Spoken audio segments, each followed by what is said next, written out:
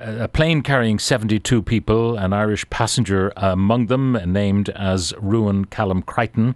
It crashed into a gorge in Nepal yesterday. Those leading the search effort say they've given up hope of finding survivors after Nepal's worst air disaster in decades. It appears they also have discovered the black boxes on board, so we may get early answers to the mystery of this plane crash. But to get some analysis ourselves, we're joined now by retired Air Corps Lieutenant Colonel and Airport Safety and Security Auditor Kevin Byrne. Kevin, good morning. Good morning, Pat. Sad day indeed, unfortunately. I wondered last week when we spoke we'd have the first fatal accident of 2023, and unfortunately we've had it now yesterday, I think. Now, I presume you were not an airport auditor on this fairly new airport in Nepal, opened only recently. Indeed, the flight was going from Kathmandu, the capital of Nepal, to Pokhara. It's a distance only of about 130 kilometres, but by going by air, you save yourself a 4 or 5 hour hazardous road trip, about 35 minutes flight, and in an aircraft that was made in Europe, believe it or not, an ATR 72-500, of which there are many hundreds flying, and there's still an order for them. They're still in production, indeed. And in the Irish airspace, we had Ryanair, Stobart, Air Arran, and indeed Aer Lingus still fly them. So they have a good track record, very good, reliable, efficient aircraft as such, and the accident at the moment is a mystery. We just don't know why, but unfortunately Nepal doesn't have a good track record, Pat. Now, as I said, the airport itself, I heard earlier, many of the airports that people would use to get to base camps and so on would be a little more than grassy strips. This is more than that. That's right. No, this has got the photographs I've seen. It's a long, fine runway. The other mystery about this is that there's a video going around that's about 18 seconds long, and it shows the last few seconds of the flight. But the air is as clear as it is here where I am now. It's a sky. It was a sky clear, blue skies, no cloud. I thought it might have been a wind or weather affected flight, but it wasn't.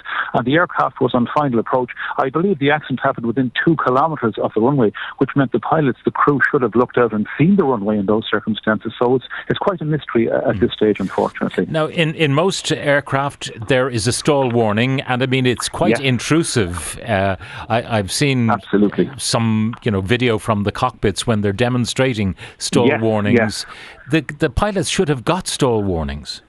Yes, look, I mean, I'm making an assumption here, but the video picture I saw, the aircraft was established on final approach. It looks as if the flaps, and certainly the undercarriage is down and locked, as you'd expect it to be within a short distance off the runway. So it's stabilised, but the aircraft wings rock in a pre-stall buffet, as it's called, and there's no doubt in my mind the left wing dropped, as can happen sometimes, and it then entered what we call an incipient spin, and it spun to the left, and unfortunately it caught the edge of the gorge and then fell in pieces into the bottom of the river gorge.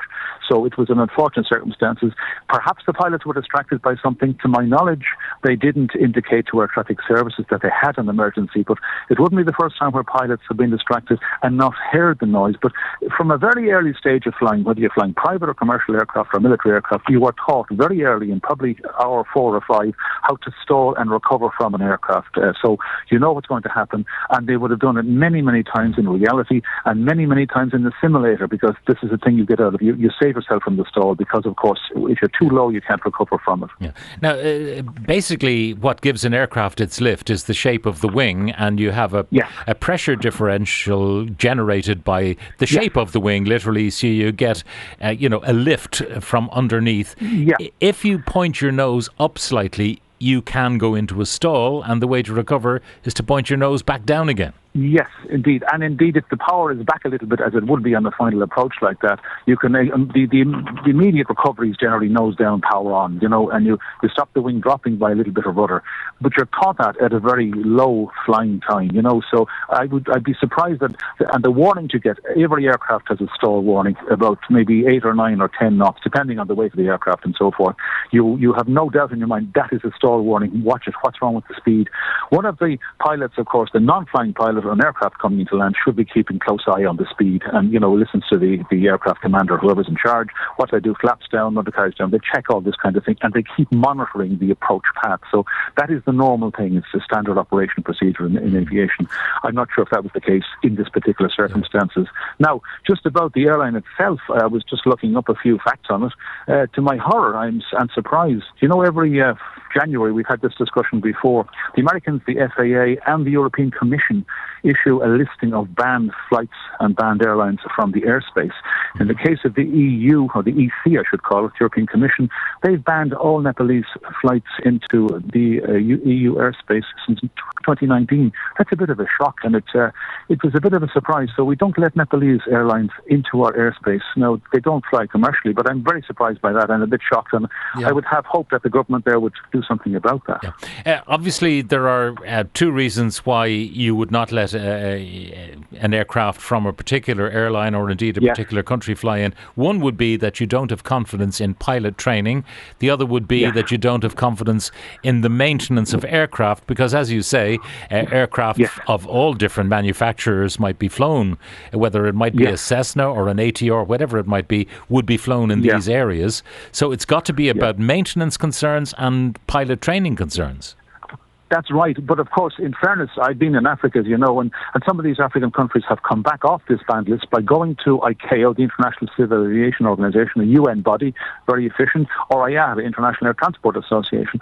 Either and both of those work together to make sure that the standards of safety in countries such as, the developed world in Africa, and in this case, Nepal, the government can go and say, help us out here. What are we doing wrong? What can we do better? And they're taken off the list, and then they're free to fly anywhere in the world they want. And that's what could be done. I don't understand why the economy, which relies so much on tourism in Nepal, hasn't been on one or either of these routes. Now, talk to me about that ATR aircraft. How old was this one? Is it too early to talk about a maintenance record? No, it was the registration number was 9NANC. It's one of 4 of the aircraft on Yeti Airlines fleet. It was built about 15 years ago, and there haven't been any problems so far with the maintenance, except for one thing. It was said that they should have replaced recently the transponder, which relates to your radar and air traffic control and that kind of thing. But that would have no effect, I don't think, on the final approach path to a runway when the weather is clear. It's a device that wouldn't affect the safety or the conduct of the operation, as far as I can tell. But just to get the facts, Yeti Airlines since 2004, they also have a subsidiary called Tara Airways. The Yeti themselves had 4 fatal crashes, including this one, in the last 17, 18 years. And Tara Airlines had 3 fatal crashes. So betwixt and between, maybe the EU and the Americans are right to ban these from the airspace. That's not a good track record, in fairness, for a small airline which has 55 or 60% of the business internally in Nepal. Yeah. Obviously, they're flying in a highly mountainous area. They're also flying where the air is thin. And both of those factors, trying to achieve lift, for example, for some of the helicopters, very difficult. Probably for the fixed-wing aircraft as well, trying to get lift in thin air. Yes. And indeed, they're landing and taking off, at altitudes which might be cruising altitudes to some aircraft. And some of the lighter aircraft will be close enough to their maximum climb. In other words, they're nearly at their limit of service from that point of view. So they do take an extra bit of training. But you would hope that they would turn to somebody who can help them and stop this. This is carnage, and it doesn't need to be, because I've said time and again that aviation is safe. You can make it safer still by applying the lessons that would be learned from these air accidents. So let's hope there's a full and thorough investigation into this, that we might get to the bottom of it. Yeah. One of the texters, Cormac, says the port wing stalled, perhaps an engine failure on that wing. Aircraft probably too low for stall recovery, looked slow, the nose high in any case.